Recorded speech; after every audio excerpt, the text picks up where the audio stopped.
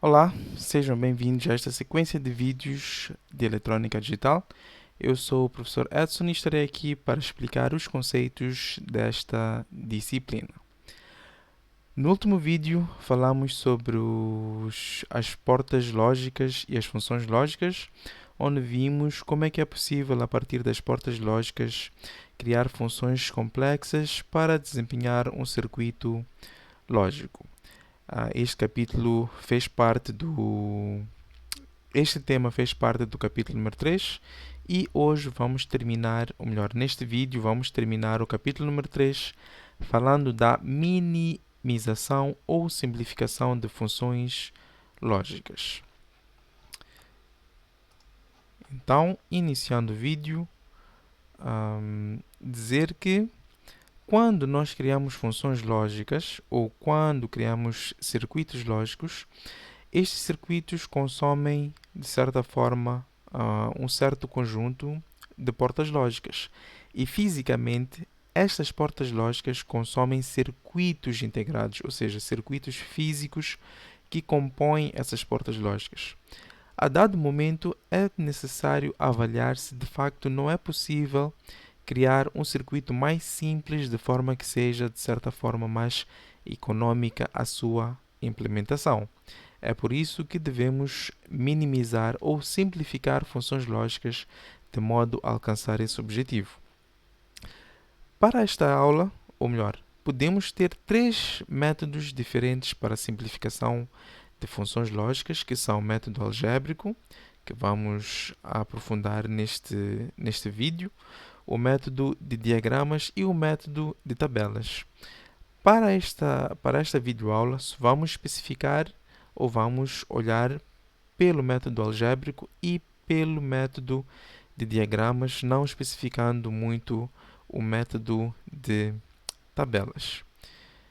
Então, iniciando o nosso estudo com a simplificação pelo método algébrico, dizer que basicamente a implementação deste método consiste no uso dos teoremas e postulados da álgebra de Boole para simplificar uma determinada função, olhando em como é que podemos utilizar estes teoremas ou postulados de forma que possamos encontrar possivelmente elementos neutros ou elementos absorventes na determinada função, de forma que ela torne-se mais simples ou o mais simples possível. Vejamos este exemplo aqui, por exemplo, da função f da ABC, que está aqui colocada na forma de soma de produtos canônicos. Então, vamos supor que estamos para implementar esta função aqui e obtemos este circuito lógico. Como podem ver, este circuito lógico requer 8 portas AND de 4 entradas, uma porta OR de 8 entradas e 4 portas NOT. De certa forma, esta é a implementação direta desta função f, que está aqui representada, onde basicamente, se nós formos analisar, cada um desses minitermos é obtido a partir da combinação destas 8 portas lógicas. Daí os 8 minitermos que nós temos aqui presentes. Então, olhando para este circuito, conseguimos ver que ele consome, de certa forma, uma certa quantidade de portas lógicas que é possível simplificar de forma que ele consuma menos portas lógicas que esta implementação aqui. Então, olhando para o mesmo exemplo, vamos aplicar os teoremas e postulados da álgebra de Boole de modo a simplificar esta função. Primeiro, podemos reorganizar os termos e, aplicando sistematicamente o teorema 6, que já conhecemos, evidenciamos o B, ou melhor, evidenciamos o A negado C negado D, colocando o B mais B negado, depois o A negado B C negado, multiplicando por D e mais D negado, e o mesmo para estes dois termos. Basicamente o que fizemos foi, por exemplo, olhar para esta expressão aqui e ver quais são os termos que apresentam literais de certa forma semelhantes. Por exemplo, se nós olharmos para o termo ABC denegado, conseguimos ver que temos este termo aqui ao lado A mais ABC D não negado e podemos evidenciar, aplicando o teorema número 6, o A, B e C. Então, evidenciando o A, B, C, colocamos o B negado mais D. E o que representa B negado mais D? Olhando ainda para a álgebra de Boole, todos estes termos soma que foram originados resultantes desta evidenciação são iguais a 1, porque temos B mais o seu B negado, que é, se formos olhar para a teoria de conjuntos, o conjunto mais o que está fora do conjunto no universo é igual a 1, assim como D mais D negado que temos aqui. Então, olhando ou simplificando agora, um elemento neutro na multiplicação, de forma que multiplicando com estes termos que ficaram, obtemos agora uma função com somente 4 termos, diferente da função anterior que tinha 8 termos produto relacionados pelo operador soma. Ainda, olhando para esta expressão, podemos conseguir ver que na expressão acima vemos que temos 2 termos que diferem do termo ABC no literal.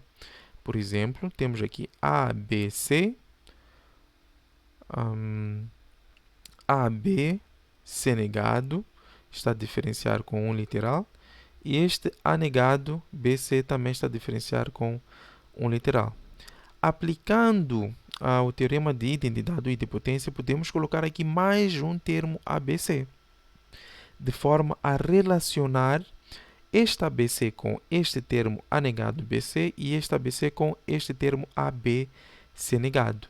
Obtemos assim uma simplificação aplicando o mesmo teorema do ponto anterior e chegamos a este circuito, ou melhor, a esta função aqui final. Como podem ver, nesta função nós conseguimos ver que este circuito, ou se for para implementar este circuito, já não vamos precisar de 8 portas AND, mas sim somente de 3 portas AND, porque temos 3 termos produto. Uma porta OR, porque temos um operador soma a relacionar os 3 termos produto. E 2 portas NOT, porque temos 2 literais na forma negada. Então, aquela figura da função inicial reduz a esta função aqui com esta quantidade de portas lógicas. Dizer que a função é a mesma, contudo, a primeira função, ou melhor, esta função é a simplificação da função que nós apresentamos no início. Daí, conseguimos ver que o método algébrico basicamente resume-se na aplicação dos teoremas e postulados da álgebra de Boole, de forma que podemos conseguir encontrar uma expressão ou teoremas e postulados dentro da expressão, de forma a simplificar e encontrar uma função mais simples.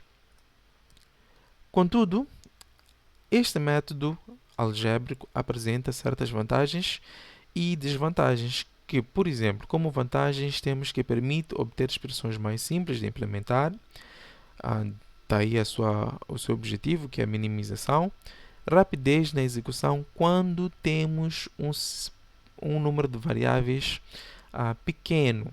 Quando nós temos expressões longas com várias variáveis, aí este método já tende a ser complicado. Por quê? Porque resume-se em quão bom é o estudante ou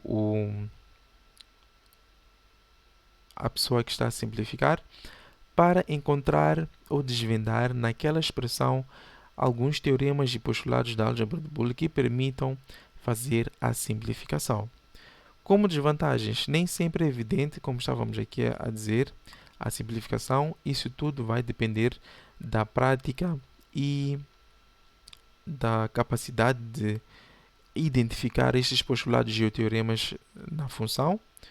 Vai depender da prática do próprio estudante.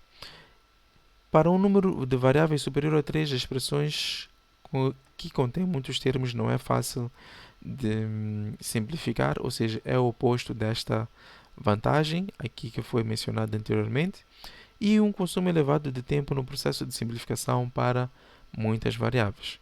Nós estamos a dizer que não é possível simplificar para funções longas ou com muitas variáveis.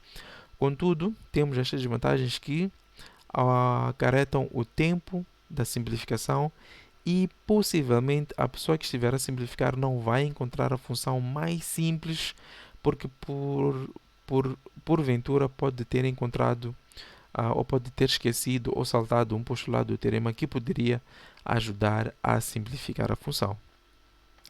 Daí existem os métodos de diagramas, que é o método gráfico que vamos aqui falar.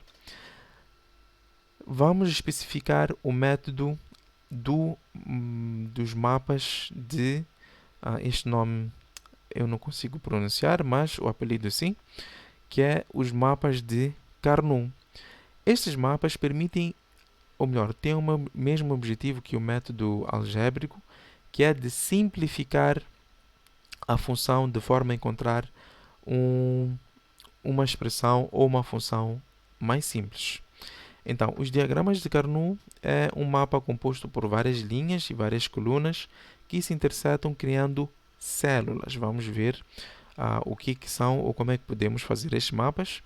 Para um conjunto de n variáveis, o mapa tem 2 elevado a n variáveis. Esta informação é importante porque, por exemplo, conseguimos agora saber que uma função de uma variável terá um mapa de 2 células. Uma função de 4 variáveis terá um mapa de 16 células e assim incrementando de acordo com o número de variáveis que vão ser necessárias ou que pertencem à função, melhor dizendo. Cada uma das células corresponde a uma das 2 elevado a n combinações possíveis. Quer dizer que, para cada uma das células do mapa de Carnot, cada uma das células corresponde a uma das combinações possíveis que aquela função apresenta.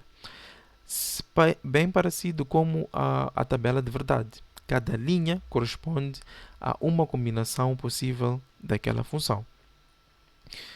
Então, existem mapas de 1, 2, 3 variáveis e a regra da criação é que na passagem de uma célula para outra, adjacente, apenas uma muda de estado. Ou seja, vamos ver aqui o exemplo de alguns mapas de 1 e 2 variáveis. Para o mapa de uma variável é bem simples, temos somente 2 células. Por quê? Porque 2 elevado a 1 é igual a 2. Onde a primeira célula vai responder ou vai corresponder à combinação 0 de A e a segunda célula à combinação 1 de A. Então, estas são as células. Temos 2 células para a variável A, onde o conteúdo que vai estar dentro desta célula vai corresponder à combinação de A na função e o conteúdo que vai estar aqui dentro vai corresponder à posição de 1 naquela célula. Para um mapa de 2 variáveis, nós temos 4 células, porque 2 elevado a 2 é igual a 4. E agora, como é que nós interpretamos estas 4 células? Olhando para cada uma das células, nós temos que, por exemplo, para a linha, ou para a primeira linha, corresponde à situação em que A é igual a 0. E a primeira célula é onde B é igual a 0. Então, se eu quisesse identificar esta célula, seria a célula cuja combinação das variáveis A e B são 0, 0. E aqui, a célula cuja combinação das variáveis A e B são 0, 1. Vamos colocar aqui o conteúdo da função para aquela combinação de A e B. O mesmo acontece para as linhas, mas agora a linha aqui embaixo representa a combinação da variável A em 1. E a primeira célula, B0, a segunda célula, B1. Como temos aqui representado neste mapa aqui de Carnot.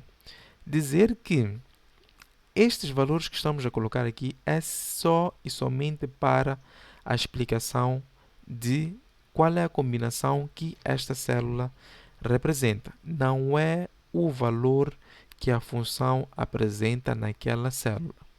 Vamos ver como é que isso é possível. Como podemos, então, preencher. Contudo, aqui temos ainda o exemplo de um mapa para 3 variáveis, onde a linha primeira representa a combinação para A0 e a linha segunda A1, e depois temos aqui as combinações de BC, 00, 01, 11 e 10. Quando começamos a incrementar, ou seja, quando temos mais de uma variável a representar as linhas ou as colunas, devemos tomar em consideração que estas células devem ser adjacentes. O que é isso de princípio de adjacência? Quer dizer que na passagem de uma coluna para outra, somente uma das variáveis muda. Ou seja, quando passamos da coluna primeira 00 para a segunda 01, somente a variável C mudou. Quando passamos da segunda para a terceira, somente a variável B mudou. Quando passamos da terceira para a quarta, somente a variável C mudou. E quando passamos da quarta para a primeira, somente a variável B mudou. Porque este mapa é como se fosse, em outras palavras, uma esfera, onde estas células são adjacentes destas aqui e estas adjacentes aqui embaixo. Vamos agora olhar o exemplo de um mapa de 4 variáveis. O princípio é o mesmo, onde agora temos as variáveis A e B a representar as linhas e as variáveis C e D a representar as colunas.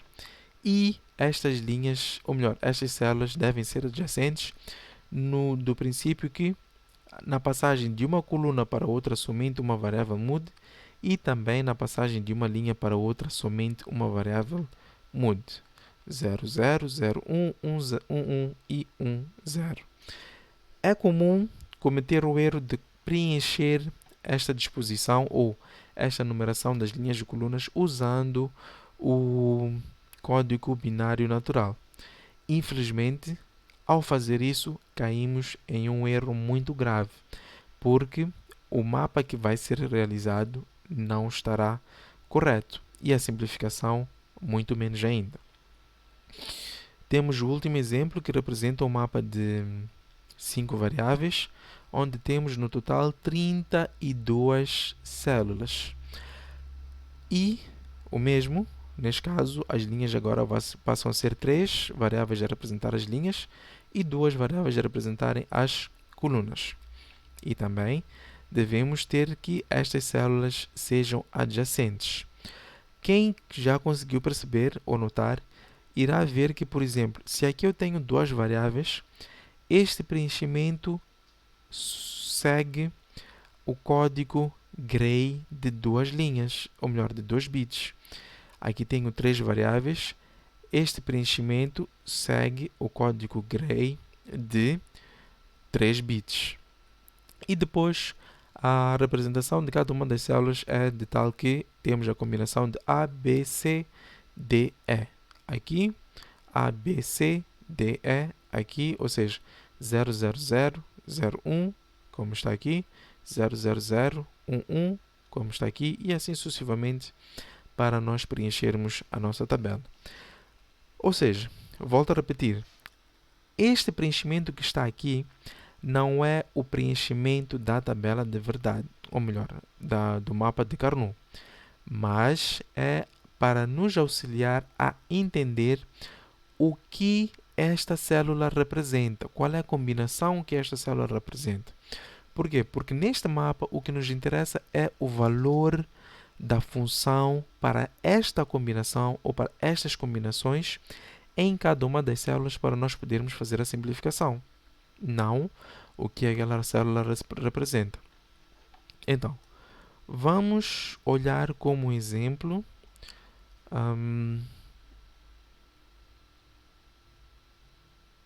ok?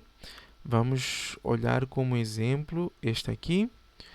Temos o mapa da função 3.11. A função 3.11 deve estar por aqui. Deixa eu ver onde está a função 3.11 para nos situarmos.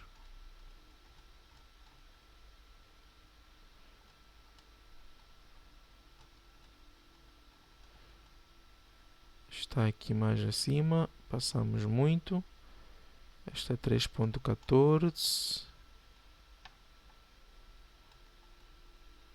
3.13, 3.11, ok? Temos aqui a função 3.11, que é esta aqui, somatório dos minitermos 3, 5 e 7. Vamos voltar à nossa tabela, ou nosso mapa, melhor dizendo. Temos aqui somatório dos minitermos 3, 5 e 7. E foi colocado aqui um don't care. Então, como é que nós obtemos o preenchimento deste mapa aqui? Primeiro, a função 3.11 é uma função de 3 variáveis. Então, preenchemos o mapa de 3 variáveis, considerando A nas linhas, B, C nas colunas. E esta função tem os minitermos 3, 5 e 7. Quer dizer que nós devemos ir para onde a função tem a combinação 3 e colocar 1, 5 e colocar 1 e 7 e colocar 1. Ou seja, 1, 0, 1 está aqui, 0, 1, 1 está aqui e 1, 1, 1 está aqui. Em outras palavras, nós preenchemos o valor da função para cada uma daquelas células. O que fizemos? Verificamos qual é o valor que aquela célula representa, ou melhor, qual é o valor que qual é a combinação que aquela célula representa, e colocamos lá o valor da função para aquela combinação correspondente, obtendo assim este mapa. Ao obter este mapa, devemos conhecer os critérios que são usados para fazer-se a simplificação no mapa de Carnot. Como temos aqui dito, a simplificação pelos diagramas de VK, o diagrama de Carnot, faz-se por agrupamento do número par de células adjacentes com uns, se a função lógica original expressa uma soma de termos produto. Nesta região não se inclui zero. Então, estamos a dizer que se esta função representa uma soma de termos produto, nós vamos simplificar pelos uns. Mas é possível também simplificar pelos zeros. Ou seja, faz-se por agrupamentos do número par de células adjacentes com zeros se a função lógica original estiver expressa como produto de termos soma. Nesta região não se inclui 1, ou seja, nesta reunião não se inclui 1. Em outras palavras, sempre que estivermos a agrupar os uns, não podemos agrupar os uns com zeros. Sempre que estivermos a agrupar os zeros, não podemos agrupar os zeros com uns. Por cada agrupamento que se realiza, resulta um novo termo produto, no qual é eliminada a variável que mudou de estado na passagem de uma célula para outra, o que na verdade corresponde à aplicação do teorema 6 da álgebra de Boole. Ou seja, quando nós fizermos aquele agrupamento, vamos olhar ou verificar naquele agrupamento quais são as células, ou melhor, quais são as variáveis que mudam. Quando dizemos que mudam, é passar de 0 para 1 ou de 1 para 0. Se nesse agrupamento encontrarmos variáveis que têm esse comportamento, ela sai do agrupamento que vamos fazer. Vamos ver isso com mais calma a partir de um exemplo. Uma célula pode ser usada para vários agrupamentos, o que corresponde à idempotência. Quer dizer que nós podemos usar uma célula para realizar vários agrupamentos. Olhando para este exemplo da função 3.1, temos aqui este agrupamento onde agrupamos os dois uns e este agrupamento onde agrupamos os dois uns de baixo. Dizer que só e somente podemos agrupar uma quantidade de 2 elevado a n uns. Não podemos agrupar em números pares que não sejam potências de 2. Em outra situação, não se faz agrupamentos na diagonal. Essas duas situações devem ser repisadas. Então, o agrupamento 1 gera o termo BC porque A mudou de valor. Ou seja, olhando para este agrupamento, nós temos que neste agrupamento a função, ou melhor, a variável A passou de 0 para 1, porque temos um agrupamento na vertical. E se ela passou de 0 para 1, a variável A sai, ficando somente com BC.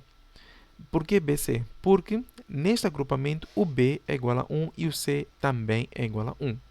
Então, é como se estivéssemos a remover os minitermos daquela expressão. Agora, para o caso deste agrupamento na horizontal, nós temos que o A mantém-se em 1, contudo, o B passou de 0 para 1. Então, ele sai do agrupamento. Por isso que temos AC aqui, porque o B mudou de valor. De tal forma que a nossa expressão ou a nossa função será igual a ABC mais AC, na forma simplificada. Agora, temos aqui alguns exemplos de agrupamentos que são permitidos e agrupamentos que não são permitidos. Por exemplo, agrupamentos em ímpares de uns, agrupamentos na diagonal, agrupamentos de uns com zeros ou agrupamentos de zeros com uns não são permitidos. Temos aqui um exemplo de agrupamentos permitidos. Por exemplo, aqui estamos a agrupar todos os 8 uns desta parte inferior deste mapa de Carnot. Como é que nós obtemos este valor? O A é a única variável que não muda durante todo este agrupamento. Podem estar se a perguntar por que nós agrupamos este 1 com este 1. Porque, como eu disse, devemos olhar este mapa como se fosse uma esfera em que esta coluna é adjacente desta coluna e esta linha é adjacente desta linha. Por isso, para este caso deste agrupamento, este não é um agrupamento ótimo. Por quê? Porque devemos agrupar a maior quantidade de uns possíveis. Este agrupamento poderia incluir também este 1 e este 1, de forma a agrupar os 4 uns nas extremidades desta tabela, originando assim o termo B negado D negado.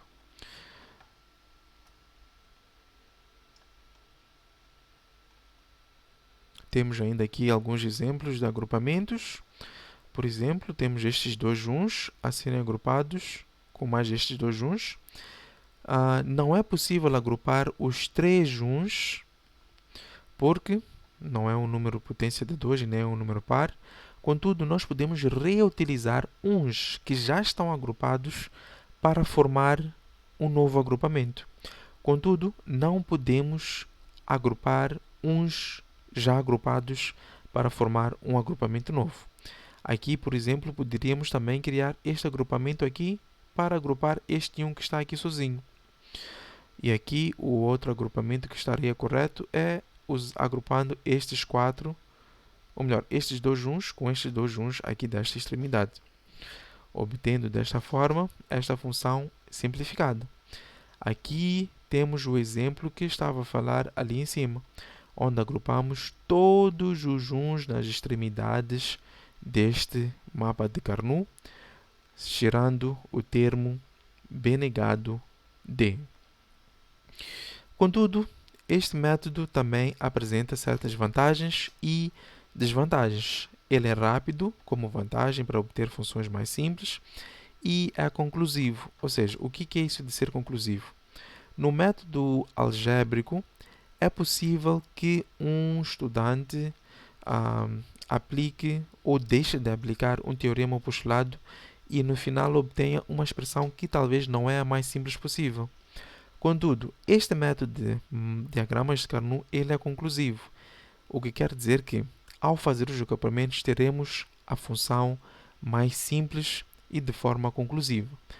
O contrário de se a pessoa não agrupar da melhor forma possível ou fazer agrupamentos que não são ótimos. Por exemplo, aqui, em vez de colocar tudo isto em um agrupamento, colocar em dois agrupamentos de dois juns. Aqui, por exemplo, agrupar estes dois juns, realizar o agrupamento e estes dois juns não considerando estes quatro uns em agrupamento. Como desvantagens, para um número de variáveis superior a 4 também torna-se complexo, porque começamos a ter mapas de 32, 64, 128 células, o que requer uma atenção mais elevada. E apenas é prático para a computação manual, ou seja, quando estamos a fazer manualmente a simplificação. E para esta videoaula, vamos terminar por aqui. Basicamente, estes são os métodos que gostaria de apresentar. Existem outros métodos de simplificação, contudo, para o nosso estudo não vão ser assim tão relevantes. São métodos mais, de certa forma, complexos que permitem valores simplificados, ou melhor, funções simplificadas de uma forma possivelmente mais ótima que as duas que acabamos de mostrar. Espero que tenham gostado do vídeo. Não se esqueçam de deixar o vosso like, caso estejam a gostar desta sequência de vídeos, ou caso gostem da cadeira ou disciplina de eletrônica digital. Não se esqueçam, se não são inscritos, considerem inscrever-se no canal para darem-nos força de continuar e criar novos vídeos sobre novas matérias, não só olhando para a disciplina de eletrônica digital. Obrigado pela vossa atenção e até ao próximo vídeo.